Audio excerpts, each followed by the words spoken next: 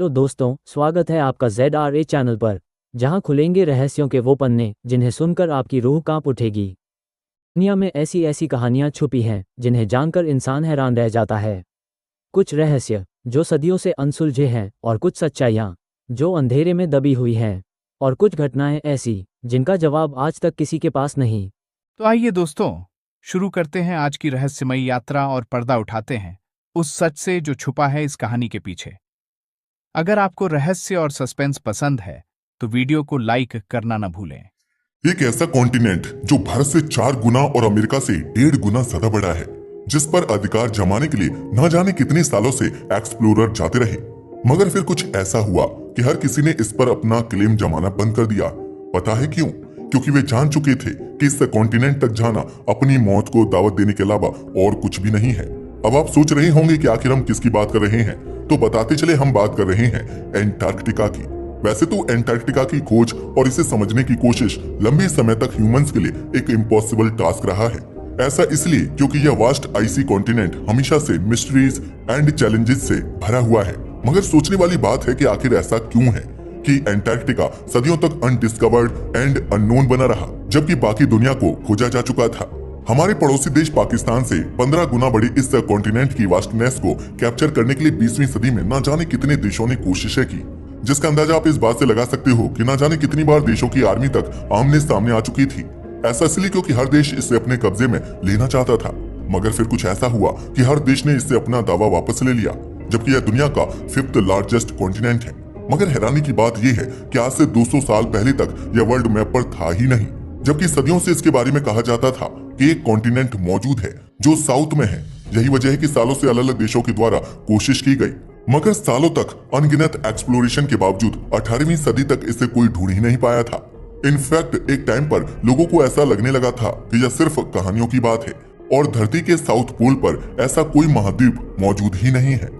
मगर फिर भी कुछ लोगों के मन में यह बात बैठी हुई थी कि इस महाद्वीप में उन्हें कुछ ऐसा मिलेगा जो उनकी जिंदगी को बदल कर रख देगा।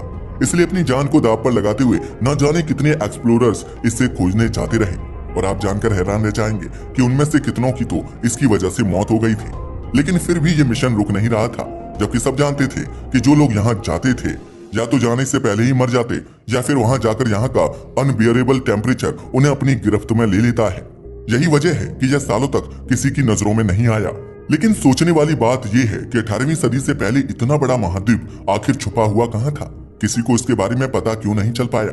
वेल, यह जानने के लिए आपको कहानी में थोड़ा पीछे जाना होगा। असल में आज से लगभग 1900 साल पहले एक रोमन स्कॉलर ने कुछ ऐसा बताया जो चौंकाने वाला था। रोमन एस्ट्रोनॉमर टॉलमी का कहना था कि साउथ में एक बहुत बड़ा लैंडमास मौजूद है। अब आप सोच रहे होंगे कि आखिर टॉलमी ने किस आधार पर ऐसा कहा, तो बताते चले कि उनका एक अलग ही लॉजिक था जो सुनने में काफी इंटरेस्टिंग और फनी दोनों लगता है। असल में उनका कहना था कि धरती के नॉर्थ में काफी ज्यादा जमीन मौजूद है, इसलिए इसे संतुलित करने के लिए धरती के साउथ में भी काफी बड़ा जमीन का हिस्सा मौजूद होगा।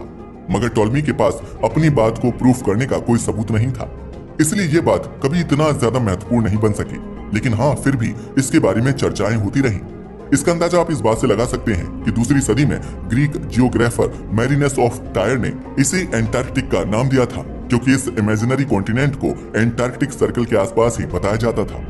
लेकिन हम आपको बताते चले कि इस नाम को उस समय वह पहचान नहीं मिल पाई थी, और फिर ऐसे ही समय बीतता गया और 5वीं सदी में एक रोमन स्कॉलर ने इस कॉन्टिनेंट को एक ऐसा नाम दिया जो आज काफी फेमस है। मगर उस नाम का इस्तेमाल इस महाद्वीप के लिए नहीं, बल्कि एक और महाद्वीप के लिए होता है जहाँ केवल एक ही देश मौजूद है। जी हाँ, आप सही समझे, हम बात कर रहे हैं ऑस्ट्रेलिया की। असल में 5वीं सदी में रोमन स्कॉलर ने इसे ऑस्ट्रेलिस नाम दिया था। ऑस्ट्रेलिया नाम की कहानी को आप इस बात से समझ सकते हैं कि 15वीं सदी तक दुनिया के मैप में ऑस्ट्रेलिया महाद्वीप नजर नहीं आता, बल्कि टेरा ऑस्ट्रेलिस नाम का एक महाद्वीप नजर आता है, जिसे माना जाता था कि वह एंटार्कटिका है। दरअसल ऐसा माना जाता है कि उस समय के कार्टोग्राफर हाइपोथेटिकल कहानियों से बहुत ज्यादा इंस्पायर्ड थे, और इसलिए उन्होंने इस इमेजिनरी कॉन्टिनेंट को अपने नक्शे में जोड़ा था। लेकिन समय गुजरता गया और किसी के पास इससे जुड़ा कोई खास सबूत सामने नहीं आया, और फिर आई 15वीं सदी, और ये वही समय था जब यह स्पष्ट हो चुका था कि साउथ में इतने बड़े आकार का कोई कॉन्टिनेंट मौजूद ही नहीं है। जी हाँ, आपने सही सुना। असल में इतनी ज्यादा रिसर्च के बावजूद जब उन्हें कोई कॉन्टिनेंट नहीं मिला, तो आखिरकार 15वीं सदी में जियोग्राफर्स ने यह फैसला कर लिया कि यहाँ कोई कॉन्टिनेंट है ही नहीं, और यह केवल एक कहानी मात्र है। लेकिन सच ये नहीं है। और इस बात को आखिरकार 1604 में एक डच एक्सप्लोरर ने साबित कर दिया। असल में डच एक्सप्लोरर विलियम जोन्स जून ने 1606 में एक बड़े महाद्वीप की खोज कर डाली, जिसका नाम न्यू हॉलैंड रखा गया। न्यू हॉलैंड का मतलब होता है सदर्न लैंड मास। ये वही समय था जब कई यूरोपीय देशों को लगने लगा था कि आखिरकार हजारों सालों से खोजा जा रहा धरती का लास्ट कॉन्टिनेंट मिल ही गया है। मगर अफसोस, उनका ये सपना जल्द ही टूट गया, क्योंकि ऑस्ट्रेलिया के एक्सप्लोरेशन के बाद यूरोपियन कंट्रीज को समझ आ गया कि यह महाद्वीप उतना बड़ा नहीं है जितना धरती के अंतिम हिस्से को होना चाहिए था। यही वजह थी कि एक बार फिर से इन्वेस्टिगेशन का दौर शुरू हुआ, और इस बार यह और भी जोर शोर से हुआ। कई देशों ने मिलकर एक्सप्लोरेशन मिशन करने शुरू कर दिए। ये मिशन बहुत खतरनाक थे। उनके खतरनाक होने का अंदाजा इस बात से लगाया जा सकता है कि कई लोग अपनी जान से भी हाथ धो बैठे, मगर फिर भी मिशन रुक नहीं पाए, जबकि यहाँ जान जाती रही। और इसके लिए जिम्मेदार था सदर्न पोल का वेदर एंड टेम्परेचर। साथ ही यहाँ का ओशन भी खतरनाक है। सच में सदर्न ओशन को दुनिया के सबसे खतरनाक समुद्रों में से एक माना जाता है। सदर्न ओशन को इसलिए खतरनाक माना जाता है क्योंकि यहाँ बड़ी बड़ी समुद्री लहरें उठती हैं, और न केवल बड़ी समुद्री लहरें बल्कि समुद्र में तैरते आइसबर्ग भी जहाजों के लिए बड़ा खतरा हो सकते हैं। और जबकि हम तो 18वीं सदी की बात कर रहे हैं, जब जीपीएस और रडार तकनीकी का अस्तित्व नहीं था। इनफैक्ट उस समय तो मॉडर्न टेक्नोलॉजी के नाम पर केवल कंपास और घड़ी ही सहारा थे, एंड नेविगेशन पूरी तरह से एक्सपीरियंस पर निर्भर था। लेकिन ये बात तो 100% सच है कि उस समय के लोग वाकई काफी डेयरिंग थे। तभी तो चप्पू चलाकर या सिल्क के कपड़े से बने पालों के सहारे चलने वाली जहाजों से लोगों ने इतनी बड़ी बड़ी खोजें कर डाली थी। समय बीतता गया, लेकिन उन्हें कभी भी टेरा ऑस्ट्रेलिस जैसा कोई महाद्वीप धरती पर नहीं मिला। इसकी वजह से लोगों को एक बार फिर लगने लगा कि शायद वहाँ कोई महाद्वीप होगा ही नहीं, और साउथ में जो महाद्वीप है वह न्यू हॉलैंड ही है। यही वजह थी कि 18वीं सदी के प्रारंभ में ब्रिटिश एक्सप्लोरर मैथ्यू फ्लिंडर्स ने न्यू हॉलैंड को ही टेरा ऑस्ट्रेलिस घोषित कर दिया। यही नहीं, टेरा ऑस्ट्रेलिस नाम जो एंटार्क्टिका के लिए तय किया गया था, यह नाम न्यू हॉलैंड को दे दिया गया, क्योंकि एंटार्क्टिका का पता अभी तक नहीं चला था। इसे पूरी दुनिया ने स्वीकार कर लिया, क्योंकि ब्रिटेन उस समय विश्व शक्ति था। यही वजह कि एंटार्क्टिका को मानचित्रों में स्थान ही नहीं दिया गया, और 18वीं सदी के सभी मानचित्रों में एंटार्क्टिका का हिस्सा खाली नजर आता है। लेकिन फिर भी कुछ देशों के अंदर यह विचार जिंदा था कि उन्हें एक बार फिर से खोज करनी है ताकि इस महाद्वीप का पता लगाया जा सके। यही कारण था कि 1772 में ब्रिटिश साम्राज्य के सबसे बेहतरीन नौसैनिक अधिकारी कैप्टन जेम्स कुक को इस कार्य पर लगाया गया। कैप्टन कुक एक कुशल एक्सप्लोरर और नेविगेटर्स थे। उन्होंने 1768 से 1779 तक Indian ocean and Pacific ocean में कई बड़े एक्सप्लोरेशन मिशन किए थे। यही नहीं, वे पहले व्यक्ति थे जिन्होंने ऑस्ट्रेलिया और हवाई द्वीप तक की यात्रा की थी। 1772 में ब्रिटिश रॉयल सोसाइटी ने उन्हें एंटार्क्टिका का पता लगाने की जिम्मेदारी दी। बस फिर क्या था, कैप्टन जेम्स कुक अपने 2 जहाज और 192 साथियों के साथ निकल पड़ा। वह एक स्किल्ड एक्सप्लोरर और नेविगेटर थे। इन्होंने 1768 से 1779 तक इंडियन ओशन और पैसिफिक ओशन में कई बड़े एक्सप्लोरेशन मिशन किए थे। कैप्टन अपने काम के लिए काफी उत्साहित थे, क्योंकि उन्हें लग रहा था कि वे इतिहास रचने वाले हैं। कप्तान को इतिहास रचने का बहुत शौक था। वे धरती के साउथ पोल पर मौजूद लैंड मास पर पहुंचने वाले पहले इंसान बनना चाहते थे।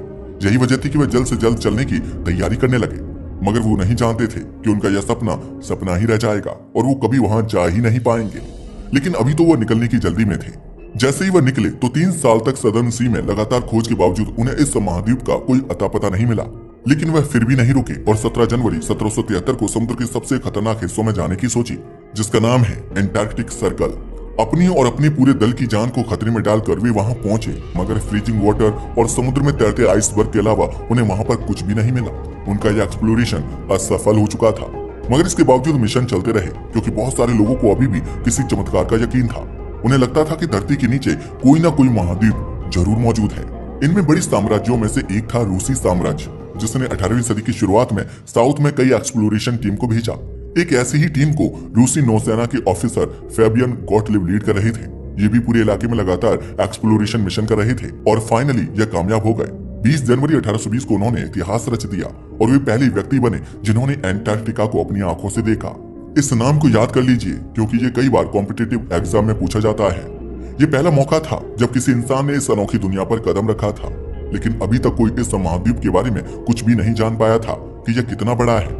इस पर इंसान रहते हैं या जानवर, या फिर यह ऐसी जगह है जहां इंसान अपनी कॉलोनी बनाकर यहाँ के रिसोर्सेज का दोहन कर सकता है। मगर इसका जवाब तो इस कॉन्टिनेंट की एक्सप्लोरेशन और मैपिंग से ही मिल सकता था। बस फिर क्या था, पूरी दुनिया जुट गई, लेकिन जितना इसे खोजना कठिन था उतना ही यहाँ पर एक्सप्लोरेशन और मैपिंग करना भी था। यही वजह थी कि कई सारे लोगों की यहाँ जान भी चली गई। लेकिन इसके बावजूद देश रुके नहीं। 19वीं सदी में दुनिया के बड़े बड़े देशों ने अपनी एक्सप्लोरेशन टीम को एंटार्क्टिका महाद्वीप पर मैप करने के लिए भेजा, ताकि वे साउथ पोल पर पहुंचने वाले पहले देश की लिस्ट में शामिल हो सके और इतिहास रच सके। मिशन असफल होते चले गए क्योंकि ज्यादातर टीम यहाँ की एक्सट्रीम कंडीशंस को झेल ही नहीं पाई। लेकिन जो लोग वहाँ पहुंचे उन्हें भी कोई फायदा नहीं हुआ। कुछ लोग एंटार्क्टिका को पार करने से पहले ही वहाँ मौजूद बर्फ की चादरों के नीचे दबकर मर गए और कोई भी वहाँ नहीं पहुंच पाया। मगर फिर 1911 में 2 देशों की टीमों ने आखिरकार एंटार्क्टिका के इस एक्सट्रीम वेदर को पार ही कर लिया और वे सबसे आगे पहुंच गए। इन देशों में एक था नॉर्वे और दूसरा था ब्रिटेन। नॉर्वेजियन टीम को रोएल्ड अमुंडसेन लीड कर रहे थे और ब्रिटेन की टीम को रॉबर्ट फाल्कन स्कॉट। दोनों देशों के बीच जबरदस्त टक्कर थी क्योंकि वे सबसे पहले अपने देश का झंडा वहां गाड़ना चाहते थे। मगर इस बार बाजी एक ऐसे देश ने मारी जिसके ऊपर किसी को यकीन भी नहीं था। असल में 14 दिसंबर 1911 को नॉर्वे के रोएल्ड अमुंडसेन ने ब्रिटेन की टीम से पहले ही साउथ पोल पर पहुंचकर नॉर्वे को यह उपलब्धि दिलाई और नॉर्वे बन गया साउथ पोल पर पहुंचने वाला पहला देश, जबकि ब्रिटेन वहां पहुंचने वाला दूसरा देश बना। जिस तरह से साउथ पोल पर पहुंचने का सौभाग्य नॉर्वे को मिला, उसी तरह से वे यहाँ से वापस लौटने में भी लकी साबित हुए। मगर ब्रिटेन की टीम और रॉबर्ट फाल्कन स्कॉट की किस्मत उतनी लकी साबित नहीं हो सकी। इतनी एक्सट्रीम कंडीशंस में यात्रा करने के बावजूद वापस लौटना भी कम खतरनाक नहीं था। नॉर्वे की टीम किसी तरह सरवाइव करके अपने देश लौट गई, मगर ब्रिटेन की टीम और रॉबर्ट फाल्कन स्कॉट 2287 किलोमीटर का सफर तय करने के दौरान एंटार्क्टिका की एक्सट्रीम कोल्ड एंड हंगर के कारण रास्ते में ही दम तोड़ बैठे। इससे पता चलता है कि एंटार्क्टिका का ग्राउंड ट्रेवल कितना ज्यादा खतरनाक है। मगर इसके बावजूद देशों ने रुकने का नाम नहीं लिया। एक्सप्लोरेशन आगे बढ़ते रहे और कई लोगों ने अपनी जान भी गंवा दी। लेकिन यह उन सभी की मेहनत का ही नतीजा था जिसके कारण एंटार्क्टिका के बारे में इतनी जानकारी मिल पाई। आखिरकार एंटार्क्टिका का मैप बना लिया गया। असल में एंटार्क्टिका का एक्सप्लोरेशन कितना ज्यादा खतरनाक है, मगर इसके बावजूद देश शुरुआत से ही इसे एक्सप्लोर करते रहे। कई देशों के वैज्ञानिकों ने अपनी जान भी गंवाई, लेकिन यह उनकी मेहनत का ही नतीजा था कि आज एंटार्क्टिका के बारे में हमें इतनी सारी जानकारी मिल पाई। 1922 में आखिरकार एंटार्क्टिका का मैप बनाया गया, लेकिन इसे पूरी तरह से मैप नहीं किया जा सका था। ऐसा इसलिए क्योंकि यहाँ की एक्सट्रीम वेदर कंडीशंस के कारण लोग वहाँ नहीं जा पाए। हालांकि वो बात अलग है कि बचे हुए हिस्सों की मैपिंग 17 दिसंबर 1903 की डिस्कवरी से संभव हो पाई, जब हवाई जहाज का इस्तेमाल हुआ। असल में हवाई जहाज का आविष्कार ट्रांसपोर्ट के साधनों में से एक ऐसा अध्याय है जिसने हमारी दुनिया को बदल कर रख दिया। इसके बाद हेलीकॉप्टर और हवाई जहाज से होने वाले एक्सप्लोरेशन में जमीनी स्केल पर किए जाने वाले एक्सप्लोरेशन की तुलना में कम समय लगा और यह अधिक सेफ भी था। पहाड़ों की दिक्कतों और खतरों के बिना बड़ी पैमाने पर एक्सप्लोरेशन होने लगे। आखिरकार 1928 में एक बुलेट सेफ एयरक्राफ्ट के जरिए ब्रिटिश पायलट विल्किंस और को पायलट कार्ल बेन एइल्सन ने एंटार्क्टिका की मैपिंग शुरू की। यह मिशन लगभग 1 दशक तक चला और फिर कुछ सफल उड़ानों के जरिए एंटार्क्टिका की इस बर्फीली और अंधेरी दुनिया को भी मैप किया गया, जहां आज तक कोई इंसान नहीं पहुंच पाया था। जब एक्सप्लोरेशन पूरा हुआ तो सुपर पावर्स यह समझ चुकी थी कि एंटार्क्टिका बर्फी चादर वाली बेजान जगह से कहीं ज्यादा है। ऐसा इसलिए क्योंकि इसके नीचे बहुत सारी नेचुरल रिसोर्सेज मौजूद हैं, जिनको कंट्रोल करना किसी भी देश के भविष्य को बदल सकता था। यही वजह थी कि अब दुनिया की सभी सुपर पावर्स इस कॉन्टिनेंट पर अपना अधिकार जताने लगी। 1940 तक अलग अलग पावर्स ने अपनी मिलिट्री स्क्वाड्स एंटार्क्टिका में भेजनी शुरू कर दी ताकि वे अलग अलग हिस्सों पर दावा कर सके। 1948 में ब्रिटेन और अर्जेंटीना के बीच एंटार्क्टिका को लेकर तनाव इतना बढ़ गया कि दोनों की नेवीज आमने सामने आ गई। इसमें ब्रिटेन का पलड़ा भारी था और उसने अपने क्लेम को सॉलिड करने के लिए अर्जेंटीना और चिली के खिलाफ इंटरनेशनल कोर्ट ऑफ जस्टिस में अपील भी कर दी। ऐसा लगने लगा था कि शायद एक और वर्ल्ड वॉर होने वाला है, जिसका कारण एंटार्क्टिका बनेगा। मगर फिर कुछ ऐसा हुआ जिसने सब कुछ बदल कर रख दिया। असल में ऐसा इसलिए क्योंकि एंटार्क्टिका के लिए लड़ने को तैयार देशों ने आखिरकार एक नया रास्ता चुना। 1969 में United states, United kingdom, Soviet union और 9 अदर कंट्रीज ने मिलकर एक एग्रीमेंट पर सिग्नेचर किए। इसमें कहा गया कि एंटार्क्टिका में केवल साइंटिफिक इन्वेस्टिगेशन होंगे और मिलिट्री एक्टिविटीज पर प्रतिबंध रहेगा। एंटार्क्टिका किसी एक देश का नहीं बल्कि सभी का होगा और केवल साइंटिफिक रिसर्च किए जा सकेंगे। और फिर आखिरकार 1970 में एंटार्क्टिका पर पहली बार सैटेलाइट्स का इस्तेमाल हुआ, जिससे यहाँ के राज खुलने लगे। वैज्ञानिकों ने इस महाद्वीप की बर्फ के नीचे छिपी झीलों और माउंटेन रेंज का पता लगाया। 1990 में रूसी वैज्ञानिकों ने दुनिया की सबसे बड़ी सब ग्लेशियल झील लेक वोस्टॉक की खोज की। 2014 में वैज्ञानिकों ने एंटार्क्टिका की बर्फ के नीचे छिपे माइक्रो ऑर्गेनिज्म का एक इकोसिस्टम खोज निकाला, जो लाखों साल से बिना सनलाइट के मीथेन और अमोनिया से अपनी ऊर्जा प्राप्त कर रहा था। आज भी एंटार्क्टिका की बर्फीली परत के नीचे कई रहस्य छिपे हुए हैं, लेकिन वैज्ञानिकों का मानना है कि अगर एंटार्क्टिका की सारी बर्फ पिघल गई तो वैश्विक समुद्र का स्तर 200 फीट तक बढ़ जाएगा, जिससे धरती के सभी महाद्वीप डूब जाएंगे। तो क्या आप इस महाद्वीप को पिघलते हुए देखना चाहेंगे? हमें यकीन है कि आप ऐसा नहीं चाहेंगे, क्योंकि यह साइन होगा एंड ऑफ द अर्थ का। तो ये थी हमारी आज की वीडियो। वैसे आपका इस कॉन्टिनेंट के बारे में क्या ख्याल है? अपनी राय को हमें कमेंट करके बताना ना भूलिएगा। साथ ही अगर आपको हमारी वीडियो पसंद आई हो तो इसे लाइक और हमारे चैनल को सब्सक्राइब करें।